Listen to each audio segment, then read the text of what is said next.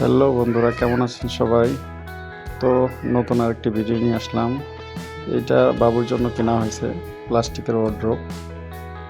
তো প্লাস্টিক শুনতে একটু লাগে, কিন্তু আসলে জিনিসটা ওইরকম দাম, উম, স্বর্ণের দামের মতনই মনে হয়। তো যাই হোক, বাবু আজকে আমার কোলের ভিতরে আছে।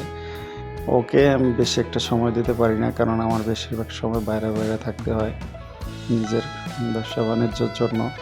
তো আজকে বাবুর বয়স প্রায় ৪২-৪৩ দিন, কিন্তু তারপরে সে খুবই অ্যাক্টিভ। সে অনেক জিনিস আছে যেগুলো দূর থেকেও বুঝতে পারে বা দেখতে পায়, দেখে। অনেক জিনিস আছে যে নিজে নিজে ঘুরে ঘুরে সেই জিনিসটা করে। তো আজকে বাবার আদর পাচ্ছে। আর সবসময় চেষ্টা করি তাকে আমরা সমানভাবে দেখার আর কাছে রাখার, কারণ একটা সন্তান অনেকেরই আশা থাকে, অনেকের হয়, অনেকের আবার দেখা গেল সন্তানের জন্য অনেক কষ্ট করে।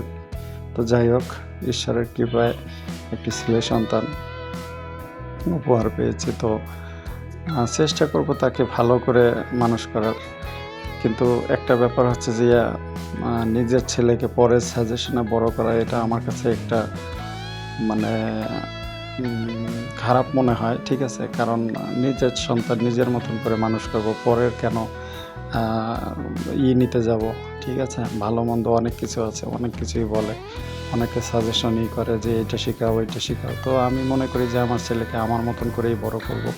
কারণ সে বাবা যেমন বা মা যেমন, সেরকম হওয়ার চেষ্টা করব।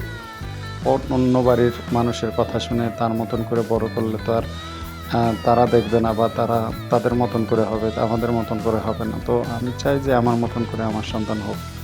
তো সবসময় সে চায় বাবার একটু আদর, ভালোবাসা।